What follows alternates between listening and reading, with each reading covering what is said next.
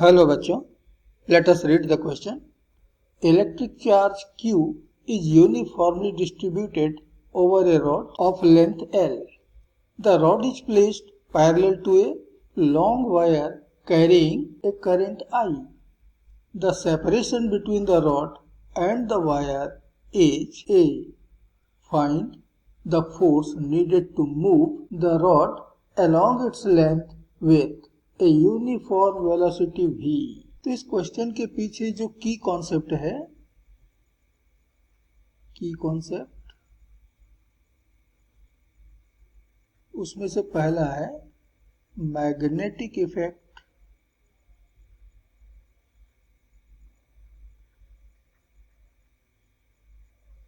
Of current. ये पहला concept हम यहां पर यूज करेंगे। एंड सेकेंड है लॉरेंज फोर्स।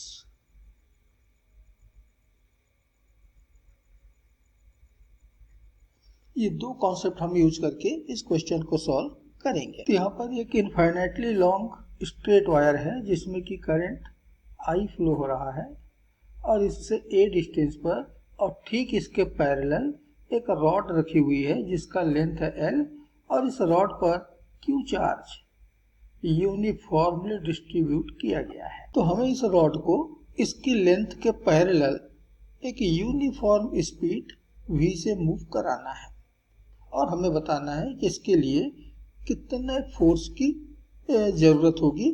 तो हमें मालूम है कि एक लॉन्ग करंट कैरिंग वायर अपने से a डिस्टेंस पर जो मैग्नेटिक फील्ड प्रोड्यूस करता है, magnetic field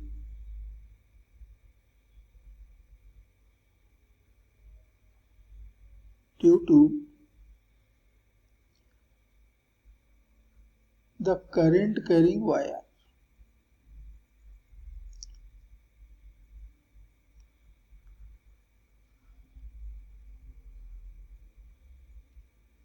current carrying wire B ये बराबर मिलता है mu not I current I upon 2 pi into distance और डिस्टेंस यहाँ पर दिया है a। तो इतना मैग्नेटिक फील्ड ये करंट कैरिंग वायर उस रॉड की पोजीशन पर प्रोड्यूस करेगा और हम राइट हैंड रूल अप्लाई करें तो ये मालूम हो रहा है कि ये magnetic field into the plane होगा, अर्थात हमारे वायर के लेंथ के परपेंडिकुलर भीतर की तरफ, अंदर की तरफ ये मैग्नेटिक फील्ड आ गया। और इस मैग्नेटिक फील्ड में हम अपने रॉड को अर्थात अपने इस चार्ज को v वेलोसिटी के साथ मूव कर रहे हैं। तो जैसे ये रॉड मूव होगा ये मैग्नेटिक फील्ड इसके ऊपर एक फोर्स अप्लाई करेगा और यही फोर्स कहलाता है लॉरेंज फोर्स। तो ये जो लॉरेंज फोर्स है इसकी डायरेक्शन हम फ्लेमिंग्स लेफ्ट हैंड रूल से मालूम कर सकते हैं और ये हमको मिल रहा है टूवर्ड्स द वायर। तो ये जो लॉरेंज फोर्स है FL ये टूवर्ड्स द वायर अप्लाई हुआ।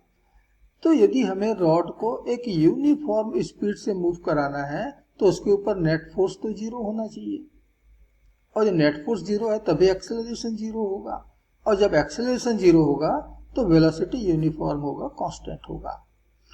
तो इस फोर्स को न्यूट्रलाइज करने के लिए, इस फोर्स को बैलेंस करने के लिए हमें इतना ही फोर्स, इतने ही मैग्नीट्यूड का फोर्स ठीक इसके अपोजिट डायरेक्शन में अप्लाई करना होगा। तो हमने FL के ठीक अपोजिट और ठीक उसके बराबर एक फोर्स F अप्लाई कर दिया तो हमारा रॉड जो है वो यूनिफॉर्म स्पीड या यूनिफॉर्म वेलोसिटी v के साथ मूव करता ही रहेगा क्योंकि net force on the rod is now equal to 0। तो force needed to move the rod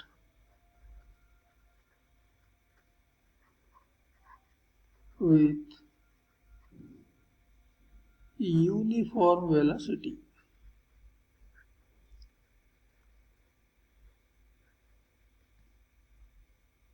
इसको हमने कहा F, ये ठीक बराबर होना चाहिए लॉरेंज फोर्स FL के बराबर।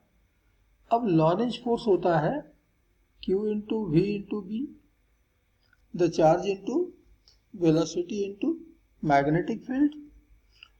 तो हमारे रॉड पर जो चार्ज है वो तो Q ही है, उसकी स्पीड भी V के बराबर ही है। मैग्नेटिक फील्ड जो प्रोड्यूस हुआ है due to the current carrying wire, ये है यहाँ पर mu naught I upon 2 pi A, and therefore the needed force is mu naught QV I upon 2 pi A। तो हमें इतना फोर्स अपने रॉड पर अप्लाई करना होगा, तो रॉड अपने लेंथ के पैरेलल एक यूनिफॉर्म वेलोसिटी v के साथ में मूव करता रहेगा, and therefore this is final answer of this question. Hope you understood it well. Best of luck.